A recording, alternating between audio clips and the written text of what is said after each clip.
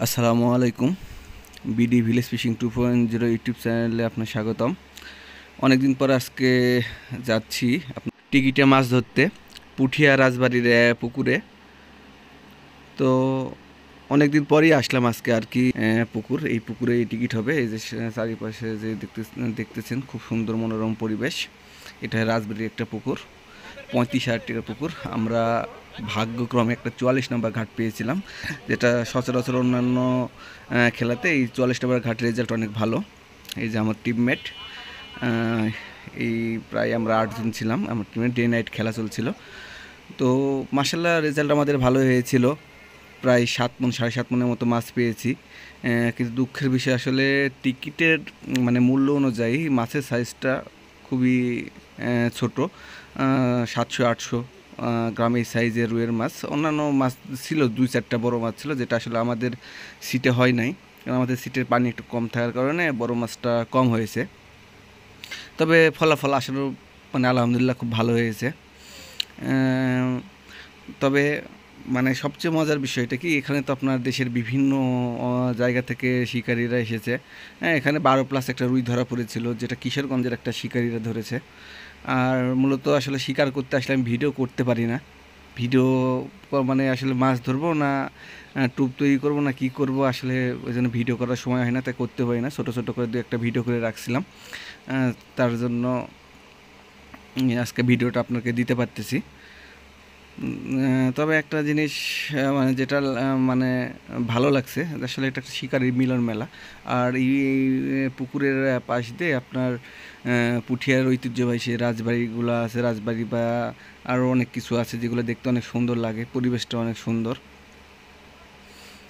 এই যে একটা মাছ, এই মাছটা মোটামুটি সাইজের। তবে আসলে আমরা বড় মাছ পাই না। যতগুলো মাছ পেয়েছি 2-3টা মাছ পেয়েছি 3-4 কেজি হবে। তো ম্যাক্সিমাম মাছগুলো 700-800 কেজি, 100 কেজি, 1.5 কেজি এরকম টাইপের। তবে আমাদের আশেপাশে দু একটা সিট হয়েছিল, সেখানে দু একটা বড় মাছ হয়েছে।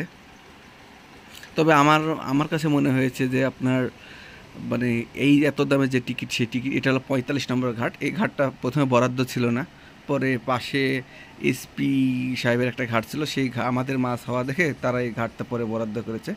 যদিও এটা অন্যায় হয়েছে। তারপরে স্যার আমাদেরকে বললো যে ঠিক আছে, আমরা 2টা সিট ফেলবো। এই কারণে আসলে আমরা ওভাবে কথা বলি নাই। কথা না বলে ঠিক আছে, উনি মারুক, আসলে রিজিকে যা যেটা আছে সেটাই হবে। এই যে দেখছেন কি সুন্দর ভিউ, দেখতে অসাধারণ লাগতেছে। তবে টিকিটে আসলে আমার ওই রকম ইয়ে থাকে না। আমি উন্মুক্ত জলাশয়ে শিকার করতে ভালোবাসি। আমাদের সোহেল ভাই, আমার টিমমেট, ইনি খুব অভিজ্ঞ শিকারী। আপনার বড় বড় টিকিট খেলে থাকেন। আপনার দিনাজপুরের যে ইয়েগুলো হয় এখানেও আমাদের টিকিটে অনেক ব্যাপক মাছ হচ্ছিল সিটে। তো তবে ফলাফল সর্বশেষ ভালো হয়েছে, এটা বলাই যায়। তো মাছের সাইজটা ছোটো হওয়ার জন্য মন খারাপ আমাদের টিমমেট সব। এগুলা সোহেল ভাই মাছ খেলাচ্ছিল। হ্যাঁ, এটা একটা রুই মাছ ছিল। তো আমাদের ম্যাক্সিমাম মাছগুলাই এই টাইপের ছিল। ফরহাদ ভাই